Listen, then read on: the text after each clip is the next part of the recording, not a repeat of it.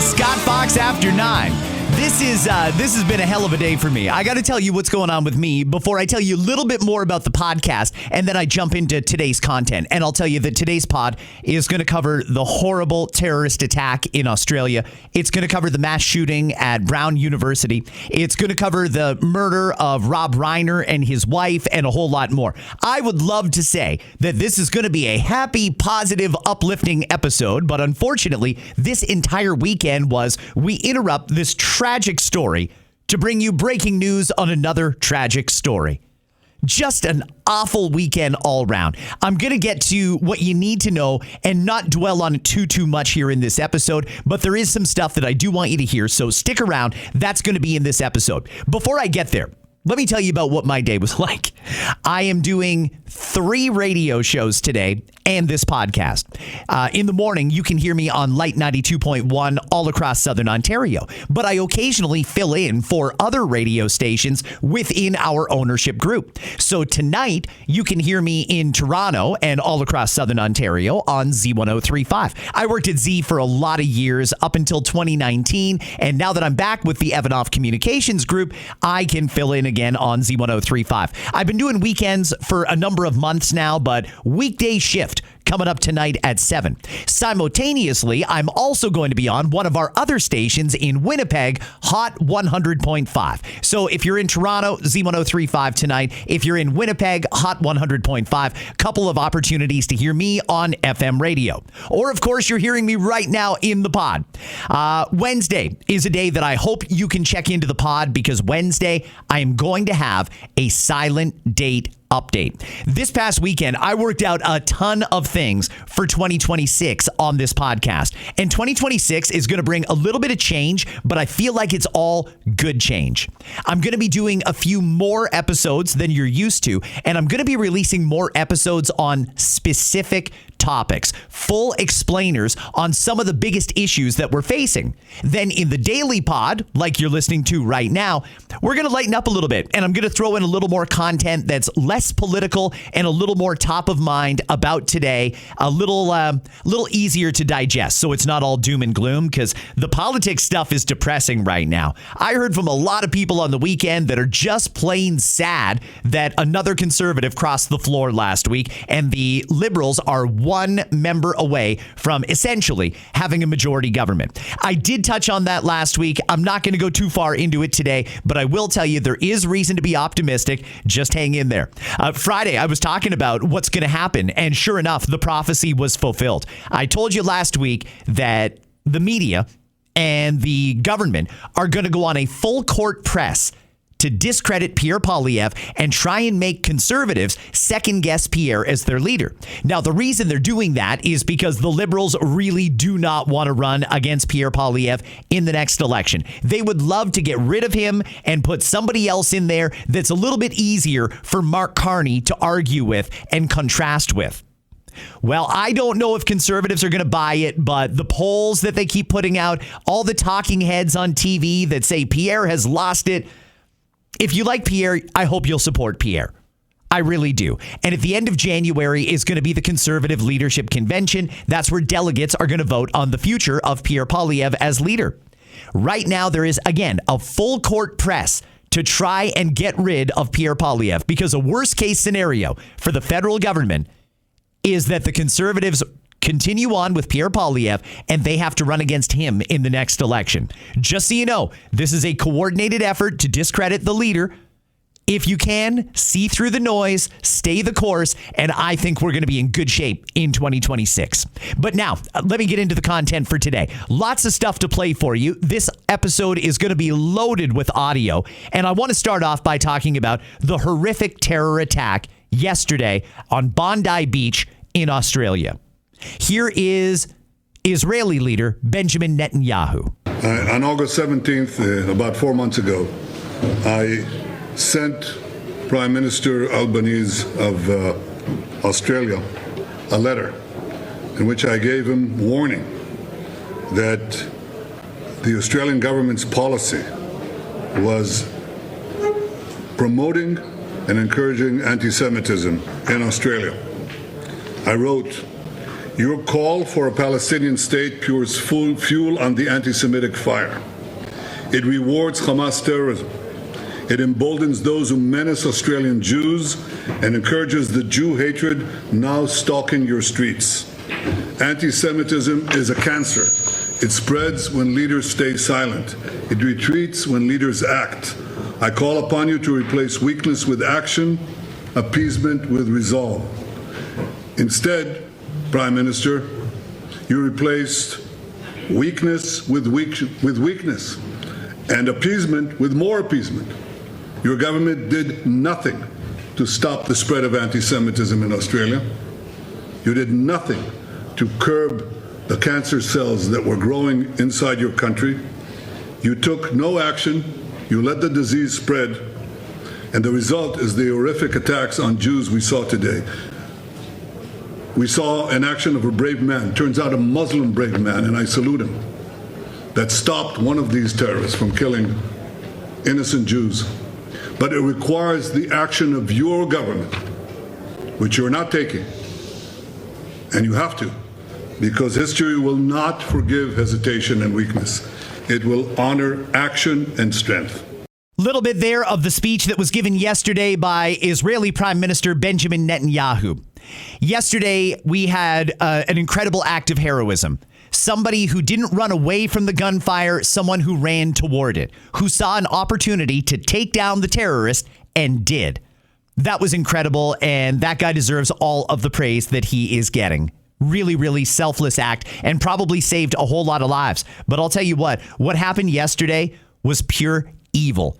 It was sick. And frankly, I'm getting sick and tired of our politicians coming out here with thoughts and prayers after they've done nothing to quell the anti-Semitic movement that seems to be filtering through Western society.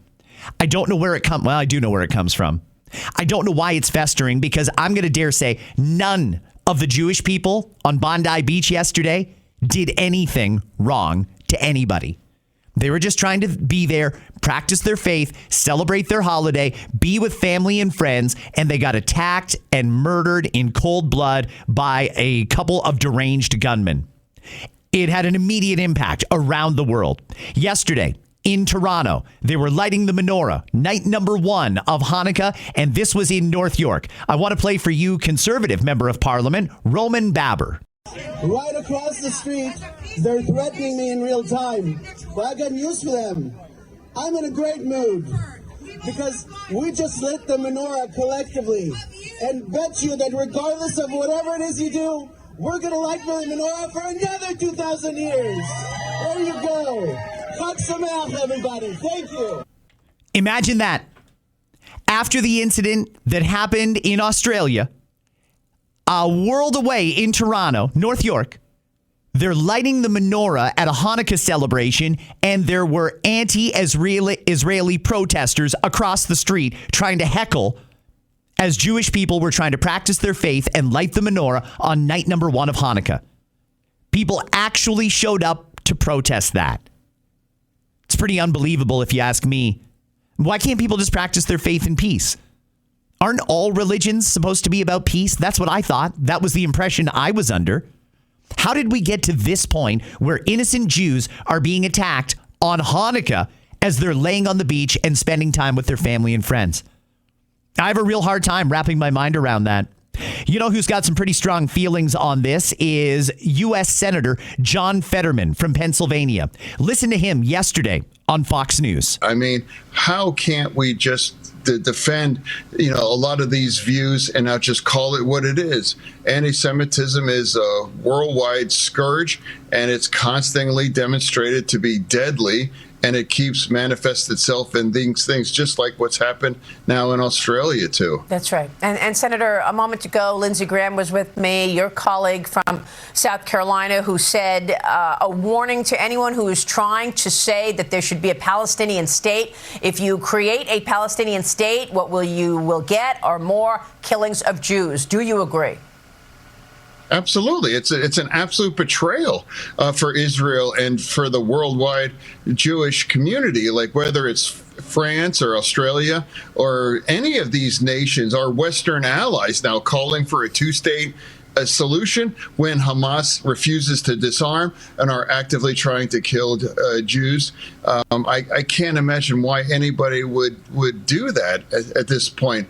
That is not the appropriate reward after 10/7 and this thing. So I absolutely support Israel's continue to take out leaders from Hamas and Hezbollah as well, too. They need to be held accountable, and I do hope they can work together with the American forces in Syria to take out the people responsible for taking 2 American lives in Syria just yesterday now, too.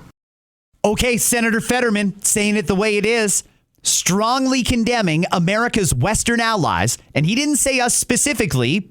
Maybe we're not top of mind for him, but we're one of them who did declare an independent Palestinian state. Now, there were conditions on that, but we didn't care about our own conditions. We just went ahead and did it. Senator Fetterman there is saying that was a mistake of their Western allies. Let's hear from Prime Minister Carney speaking yesterday at a Hanukkah event. The government will always stand with you. It's not enough. It is not enough to protect the Jewish community. It is not enough for Jewish Canadians to live without fear. Canada is not Canada unless all members of the Jewish community can fully participate in all aspects of Canadian life.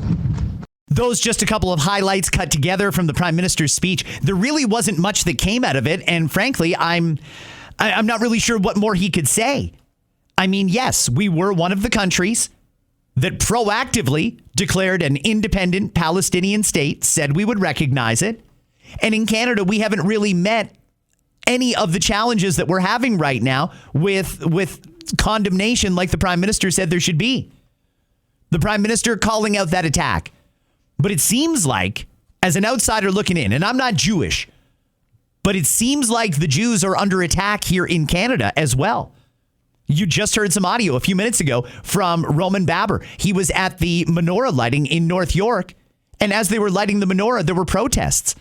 There are protests going through Jewish communities. There's been shootings and fire bombings at synagogues and Jewish schools. So I don't know that I really accept anyone from our government and their platitudes. I don't think they should be up there trying to speak into a microphone right now. I think they should sit and listen. And the person they should be listening to is the closest Jewish person to them. These are people that are under attack in their homeland, here, and around the world simply because of their faith. They didn't do anything wrong. They're just being attacked because they're Jewish, and that's wrong. Now, let's hear from Australia's Prime Minister. Left unchecked, as you were just saying, anti-Semitism leads to terrorism and violence targeting the innocent. Your government has come under criticism in claiming that it has effectively responded to the rise of anti-Semitism in Australia since October 7, 2023. In September, your government recognised a Palestinian state. Your ministers have attacked the Israeli government. Senior ministers refused to visit the sites of the October 7 massacres, and you created a special Islamophobia envoy alongside an anti-Semitism envoy. Have you taken the threat of anti-Semitism seriously, and can you guarantee the safety of Jewish Australians? Yes, we have taken it seriously, and we've continued to act. We've continued to work with Jewish community leaders. We've continued to take all the advice from the security agencies to put in place special measures, and we'll continue to do so. I don't understand where the Prime Minister is coming from there. That reporter was absolutely right. Australia slammed Israel. They sympathized with Hamas. They spoke about Islamophobia, not anti-Semitism. They downplayed the real threat to Jewish people, and sure enough, there's been an attack on Jewish people in Australia. This shouldn't really come as a surprise to anybody when the government doesn't stand up and say this is wrong and show it, like mean it. Then this is what happens. I feel so bad for the Jewish people right now around the world because they got to be suffering. You know, whether you were in Australia or not, when your countrymen, when your people get attacked in cold blood like that simply because of their faith. I mean, how do you wake up and face the day? It's crazy. Here's more from the Prime Minister. We take ASIO's advice very seriously. We work closely with them. We receive regular updates as well. The Director General of ASIO has warned about a range of threats, be it anti-Semitism, the rise of right-wing extremist groups as well. And we continue to work closely with our security agencies. I sincerely hope he's not suggesting this was the work of right-wing extremists. That's not what happened here. These were not right-wing extremists that went out and shot up a whole bunch of Jews on the beach on Hanukkah. That's not right-wing extremism. Everybody knows what it is, and he's gaslighting people by suggesting otherwise. That's completely disgraceful. Completely. The Prime Minister of Australia has let his people down. It was sad what happened, and I hope that this is a turning point. I've said this before. I thought October 7th would have been, but apparently not. Hopefully, this is the one that makes people take a step back and say, this is getting crazy. That wasn't the only tragedy that happened this weekend. There was also a mass shooting at Brown University in Rhode Island. I'm going to play a bunch of different pieces of audio for you. I want to start off with this one. This is the president of Brown University, who apparently has no answers about what goes on in her own school. President, with all due respect, 6 hours after this shooting, and you said you don't know what was going on in that classroom? How does that happen? Were they taking an exam? Were they meeting for a club? I don't know. I don't know. 6 hours later, and you're the president, and you don't know? I do not know. Well, that's kind of concerning. Isn't that the first question that the president of the university would ask her people? What was going on in the classroom before this shooting?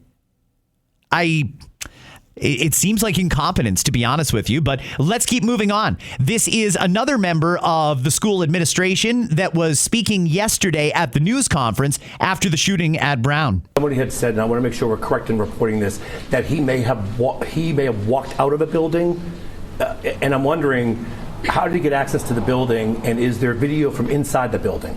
That I don't have. I don't have the answer if there's video inside that building that depicts him. There is video inside that building.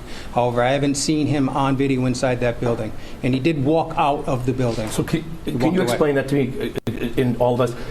So he was in the building, but we don't have video of him in the building. We haven't recognized him in the video yet. We do see some video from inside the building of a commotion. Clearly, students are running. However, we don't have from the video that I've seen so far, we don't have the suspect depicted in a video. Is there any reason to believe this is international terrorism, or is this just some disgruntled student? That we don't know yet. You know what I don't understand? It's $70,000 a year to go to Brown University. They have an endowment of $8 billion as of this school year. And there were no cameras. Am I understanding that right? No cameras. Unbelievable. It just seems like incredible recklessness happening. Incredible recklessness. How do they not have cameras? That should have been one of the most filmed places on earth. Now let's go to campus police talking about the shooting on the weekend. The most common question I've gotten for the last 24 hours, it revolves around the fact that Brown University is the most camera-ridden, most conscious piece of real estate in Rhode Island, and yet there seems to be little or no video evidence outside of that clip. You know, respecting the investigation, is there a lot more video that we're just not able to see yet because of the ongoing investigation, or is there simply no video? So what we shared with you the other day is what we have that we could share, and then we'll continue to, again, we're continuing to collect evidence. As we speak, we have detectives out there trying to continue to find. So I don't want to tell you that there's no more video because we might find something within the next few minutes. So yes, it's possible, but what we gave you the other day is what we have. Go ahead. Colonel, if you wouldn't mind. Seems like a great big game of hot potato or who's on first. I don't know how this happens in 2025. You've got a mass shooting, and we have people that are looking actively for the shooter. Video would certainly help out a lot, and nobody seems to know if there's any video and where the video's from. Then they went and arrested somebody, and now that suspect has been released. Listen to this from a news conference that happened last night. Shortly, we will be releasing the person of interest who had been detained earlier today. And the Attorney General can speak a little bit about the rationale for that. But we want to inform the community that that individual will shortly be released from Providence Police. As I record, I have no idea why that is happening. I have no clue why they're releasing this person or why they apprehended him in the first place if this wasn't the person who did it. But either way, what a mess. I realize Rhode Island doesn't have the same resources as New York or Los Angeles, but Jesus, can we please get on this and figure it out? Unbelievable. Now I want to go to a couple of other things. Yesterday, Pierre Poilievre, leader of the opposition, went into not so friendly territory. Right now, there is a full court press by the media to try and discredit Pierre Poilievre because they are going to try everything they can to undermine him before his leadership review at the end of January. They want him gone. Well, yesterday he did sit down with Rosemary Barton on Rosemary Barton Live on the CBC. First off, he did open up with remarks about the terror attack yesterday in Australia. I think these are great words from Pierre. Give it a listen. Good to be with you. Thanks for making the time. I want to start with what happened in Australia overnight. At least 11 people killed at a Hanukkah event on Bondi Beach. And just for your thoughts on that, sir. Well, our condolences for the families. This is another act of anti-Semitic evil and terrorism that have become all too common. This is what happens when we allow hate, terrorism, anti-Semitism to be normalized. We in Canada have to reflect on the fact that there have been rampaging anti-Semitic riots on our streets, fire bombings of children's schools and of Jewish synagogues. It is absolutely unacceptable. We must destroy this terrorism, stand up against anti-Semitism, and make Canada and hopefully the world a safe place for people to wear their mezuzahs, to put their mezuzahs on their doors, to wear their Stars of David and their kippahs, and to be proud Jews. So I'm thinking of all of my Jewish friends and neighbors this Hanukkah. Okay. Strong words from Pierre Poilievre. I have every reason to believe him that he would take this seriously if he were prime minister, but that is not his job at the moment. He is the leader of the opposition, and he's trying to stay that way. His leadership review comes up at the end of January, and I'm going to play just a little more audio from Pierre's interview yesterday with Rosemary Barton on Rosemary Barton Live on the CBC. The question was, can you secure a deal with Trump? And if so, how are you going to do it? Listen to this from Pierre Poilievre. My position is that we need tariff-free access to the biggest and most lucrative market in the world, which we had before the Liberal government was elected in 2015. Of course, after the Liberals got in, President Obama started hammering us with new tariffs on softwood lumber that Harper had got lifted. They brought in new Buy America rules, and then it's been one defeat after another. Now, so Mark what would Carney you do? Was, what do you think we should be doing here? We should reflect on the fact that Mark Carney was elected on one promise, that he would negotiate a win with President Trump by July 21st. And here we are. About a half a year later, his promise is broken. American tariffs have doubled. They've tripled on softwood lumber. But some of that is because of the president. So I'm genuinely curious. I just want to point out, the CBC are not aggressive interviewers. Unless they're interviewing a conservative politician. If they've got a liberal politician on there, it's basically going to be a free pass. They're not going to push back on much. When it's a conservative politician, they go after him. And you can hear how many different times already have you heard Rosemary Barton interrupt Pierre Poilievre when he's trying to answer her question. But what would you do in dealing with Donald Trump? I will answer that question, but let's be clear. Yeah. Mark Carney said he could handle Donald Trump. Well, so did you. So, and I would have if I were prime minister right now. So what should he be doing? Well, we have to negotiate from a position of strength. Yeah. And I have to go back.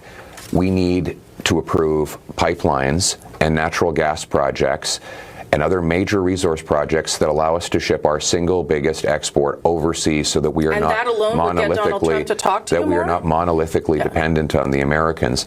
We need to get rid of the capital gains tax on reinvestments in Canada to bring back the $500 billion of investment Liberals have driven into the U.S. economy. And then you can sit down with the president and say, look, now we're selling our resources to the Asians, to the Europeans. Now we're bringing back our investment and becoming more sovereign, strong, and self-reliant. Now we're in a position of strength. Now let's negotiate. And that would be a far better approach than what Mr. Carney is doing, which is blocking these projects, keeping all of the liberal taxes and anti-resource project laws in place of the last 10 years and giving even more of our investment to the Americans. Okay, very kind of Rosemary Barton to finally let Pierre Poilievre answer her question. Isn't that bizarre? You know, I interview people all the time, and I would never be that disrespectful. I understand that the CBC does not want conservative talking points on their airwaves. They don't. They don't want anything out there that the average person might hear and think, he's right. They don't want that out there because that's not good for their team, and it is good for Team Conservative, and the CBC is not on Team Conservative. They are very, very much in the pocket of the government, and there's no reason to think that that is ever going to change. Here is just a little bit more of the exchange yesterday on Rosemary Barton Live on the CBC. But obviously there are some people who believe that Mark Carney has the solutions to those problems. Well, he is the one who's causing the problems. He's bringing in an industrial carbon tax on farm equipment and on fertilizer that drives up food prices, a food packaging tax that adds about $1 billion to grocery bills across the country, a new fuel tax that will be 7 cents a liter next year on farmers, on truckers who bring us our food. And then, of course, there's a $78 billion deficit, twice the size of Trudeau's, which is causing inflation, as Mr. Ma rightly pointed out. And I'm the only one who's going to reverse that inflationary policy. I've been saying this now for 5 years, and I regrettably continually proven right that when you spend more and tax more, then Canadians have to pay more for groceries after 10 Liberal years. Okay, I'm going to cut off Rosie before she cuts off Pierre Poilievre. Don't need to hear any more of that. If you do want to see the full interview, though, it is on the CBC YouTube channel. Let's contrast that with an appearance by a couple of prominent Liberals that also appeared on Rosemary Barton Live. François-Philippe Champagne is our finance minister. He was asked about the floor crosser. Listen to this. I'm going to start with the news that happened earlier or late last week, and that's another Conservative, Michael Ma, crossing the floor to join the Liberal caucus. Should we expect others? Well, I think there's some that will do some soul searching during the vacation, the Christmas period and New Year. I think, you see it in the street. I think what we've presented to Canadian, if I go back to the budget, but also what we stand for, I think is appealing generally to Canadians. And I think my perception is that colleagues feel it in their daily work with their constituents. People are saying, well, what is there that you don't like or you're not willing to support? You're talking about building the economy, investing in infrastructure, health infrastructure, investing housing, being more competitive, investing in defense. So I'm sure that some of them are at, and I've been there for almost a decade. I feel my sense is that some are at unease with the situation and the leadership that they have taken in the opposition, because people don't want to oppose for opposing, and I think on principle they have problems because they kind of like what's happening. So there is just a whole mouthful full of BS coming from the finance minister, not challenged in any way by the host on the CBC. Rosemary Barton there seemed like she wanted to interject, but she wasn't going to be rude. She was going to let her Liberal counterparts talk. And again, not even challenge what he had to say. Do you think there's going to be more floor crossers? Well, I mean, obviously, François-Philippe Champagne knows something. My sense is that some are at unease with the situation and the leadership. That's not really it. Hey, you know what would have been a great question? What did you guys offer people to cross the floor? This is a make or break moment. You guys know that if you can get one or two more people to cross the floor, you will not have to deal with Pierre Poilievre again in the future. What are you offering these people to cross the floor? That didn't come up? Really? Because that would have been one of my first questions. Let me see if it's just a François-Philippe Champagne thing. She also talked to Dominic LeBlanc, another prominent Liberal cabinet minister. Let's find out if she interrupts him. Hey, Rosemary, imagine today, Rosemary, is my birthday. I can't think of a better birthday gift than to be on your show. I can think of one that you might have been happy with as well, and that's Michael Ma deciding that he was going to cross the floor and join your party.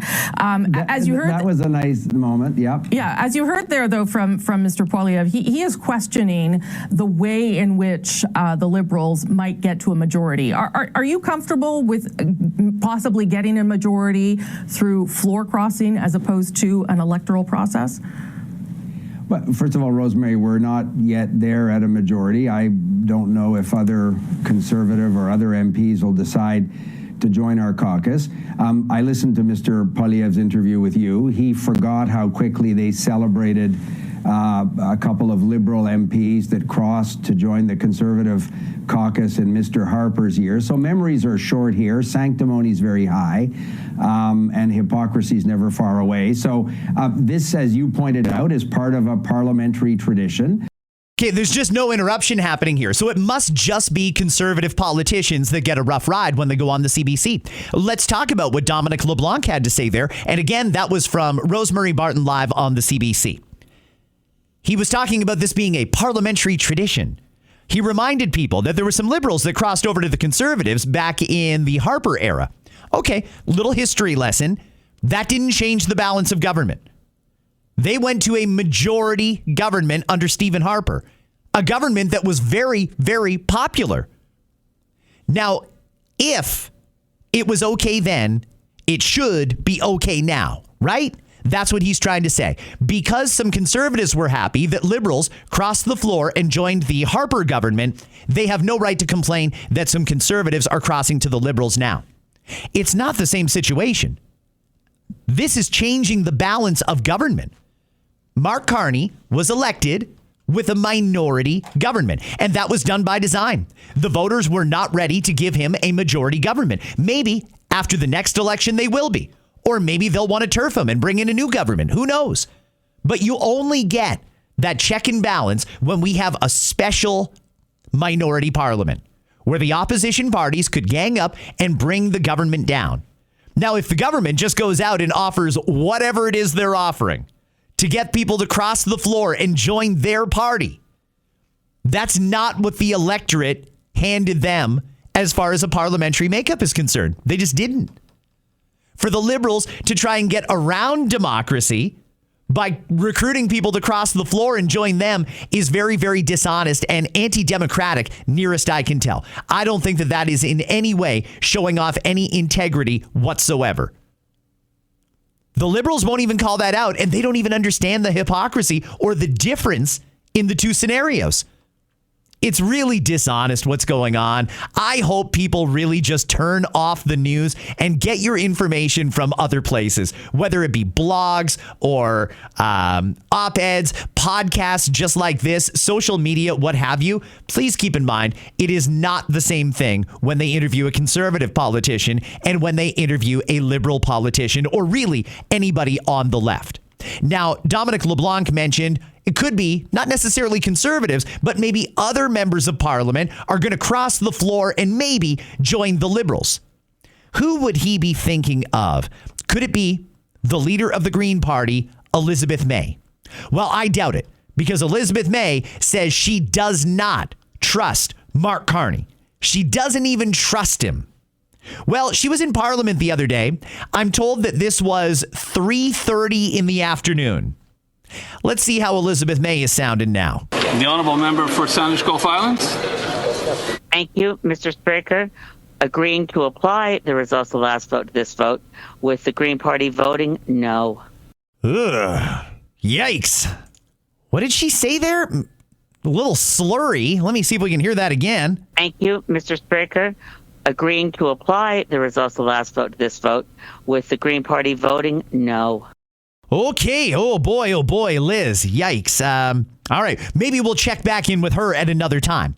Over the weekend, President Trump was giving remarks from the White House on a number of different topics. He did touch on the shooting at Brown University. He did talk about the fact that some Americans were killed over in Syria in a terror attack. It looks like the president is probably going to bomb parts of Syria.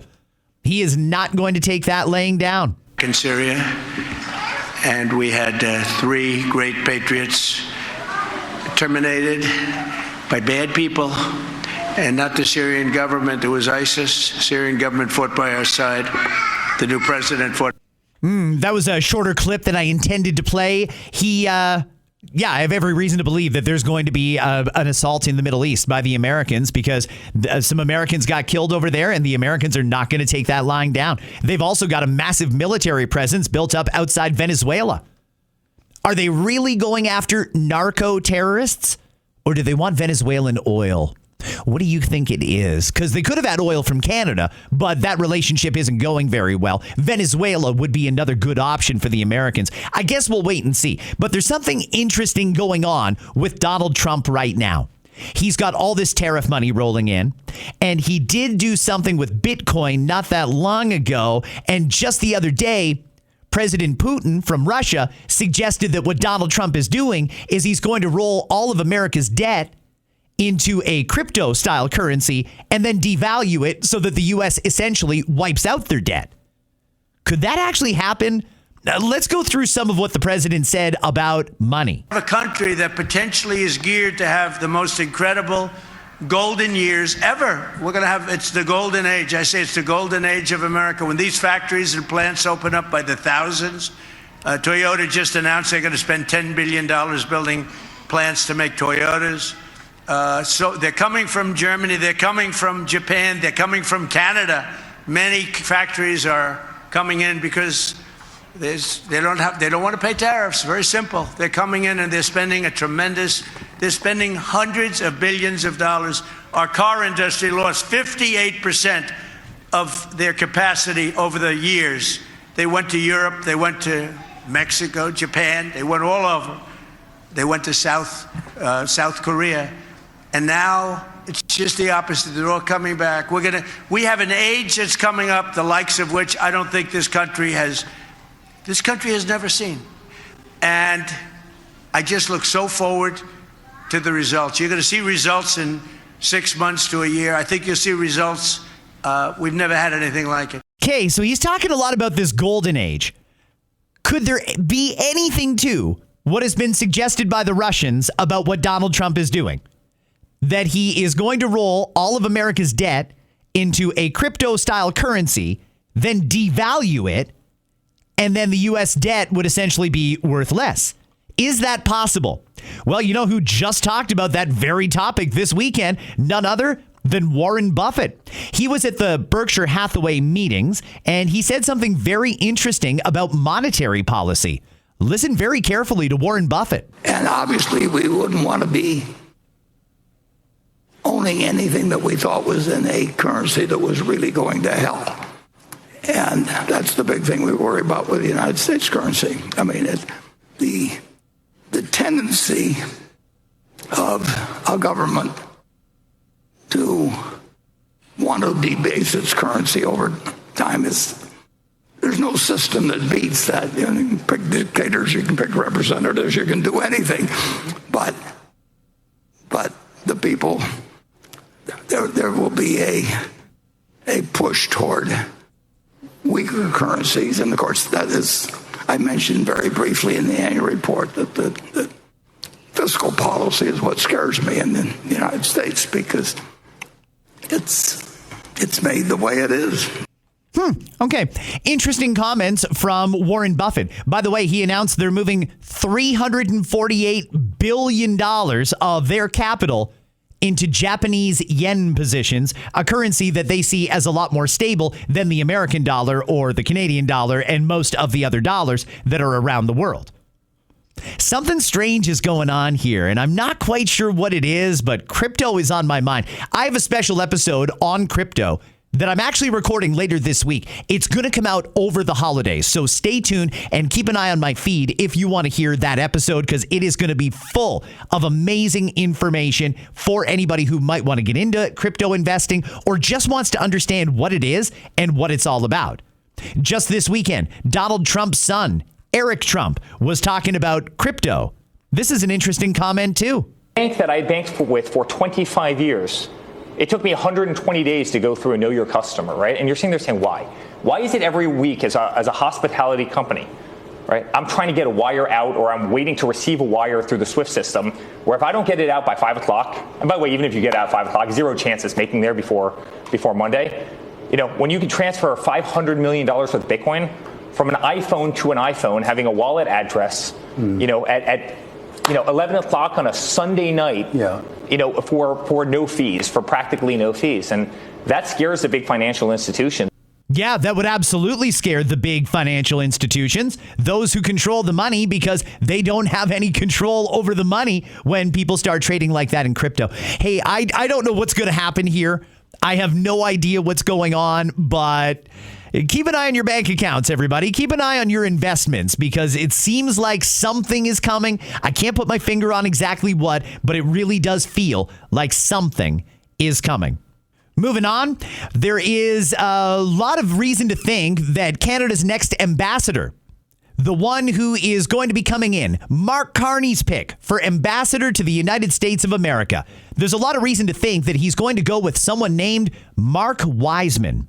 Mark Wiseman's an interesting character. Let me play a little bit for you of Mark Wiseman doing an interview on Bloomberg just a few years ago. I believe that the vast majority of growth that we've had in Canada since the Second World War has come from the fact that we have brought new Canadians into our economy.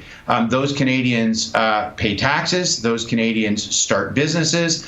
Those Canadians are entrepreneurial. And those Canadians are consumers, those new Canadians. I would advocate that we quickly do what Canadians do best. I mean, let's double down on the things that we do really well. And one of the things we do very well in this country is bring and integrate new people. And so I would personally advocate increasing our current immigration levels to somewhere closer to 500,000 a year from about 330,000 that was currently coming into the country pre-COVID. And I would use our advantage to grow our economy by targeting immigrants, quite frankly, skilled immigrants in many cases, who would otherwise be going to the United States and who don't want to go there or can't go there today.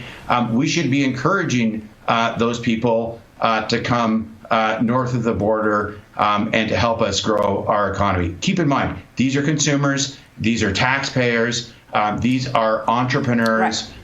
These are people who are going to help us grow. And if we think short term, of course, it's easy to say we've got, high unemployment today. We didn't have high unemployment coming into COVID, but we have to be thinking forward in order to start that ball rolling today if we're going to try and drive recovery and, frankly, pay back those hundreds of billions of dollars. That's got to be part of the growth plan.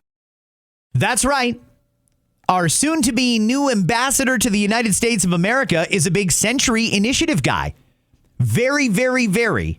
And in lockstep with left-leaning governments around the world, he is pro-immigration. He wants to bring more people to Canada. He's not happy that we are kind of dialing back the amount of people that are coming to Canada. He wants the doors open wide again. He wants a lot more immigration, and you heard him explain the reasons why. Oh, these are people that will help build the country, and they're consumers, and they're taxpayers. Unfortunately, most Canadians have seen enough now to realize that that's simply not true. We didn't bring in the best and the brightest. We let in a lot of people who we knew were taking advantage of our system, and we let them do it.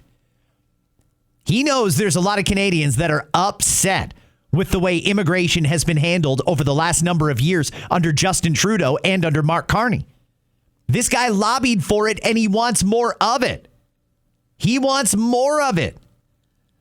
I don't know how that's going to work out with this guy as our ambassador to America. I don't know how his ideology is going to align with the American administration, but I'm not really forecasting great things on the horizon for our relationship with the Americans. It just doesn't seem like that's where this is going. A couple more things I want to play for you. Over the weekend, some audio was released. This came down on Friday. It was from Siobhan Morris, who is a reporter for CTV. She caught up with Ontario Premier Doug Ford at a Salvation Army toy drop, and she asked him again about the proposal that we put the American liquor back on the shelves at the liquor store and sell it to recoup the money that we spent buying it, but then donate the profits to charitable causes like shelters and food banks and places like that. The last we heard from the premier, he had to think about it and talk to the LCBO. Let's find out if there's any progress. Well, we aren't going to do that. This is President Trump that's trying to attack our economy. He's trying to take jobs. And really, the wine industry in Ontario has seen a 79% increase. This is helping Ontario with jobs and people with jobs. And until he makes a deal, a fair deal for Canada and Ontario, the answer is absolutely not. So we want to protect Ontario jobs. And Donald Trump's trying to take every job he possibly can off us, and I'll never stop fighting for the people of Ontario. Okay, now Shaban did clarify that apparently the premier might have possibly misunderstood part of the question, and he was absolutely not talking about restocking U.S. booze. He's still exploring options as far as selling it off for charity. I'm really hoping this happens because this is something we need done. If you're a longtime listener of Scott Fox After 9, you'll likely know one of the things that I've been advocating for a long time is to take advantage of the resources that we already have here in Canada. And no, I don't mean oil. I don't mean gas. I mean tourism to a certain extent. We've got Niagara Falls sharing the border with the Americans, and Niagara Falls, I've thought for a long time, has the potential to be Canada's Las Vegas. We could really do something special with Niagara Falls if we lean into it and make it something special, namely through increasing the amount of attractions, maybe increasing some of the adult entertainment options, and more.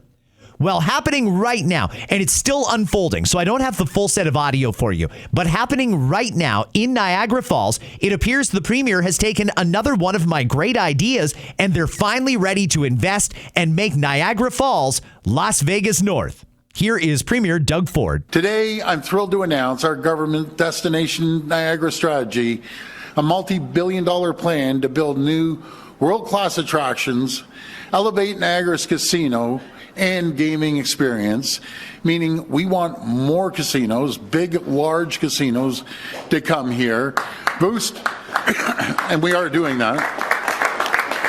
So all the big casinos in Niagara, I'm making a clear message to you, you're welcome to Niagara.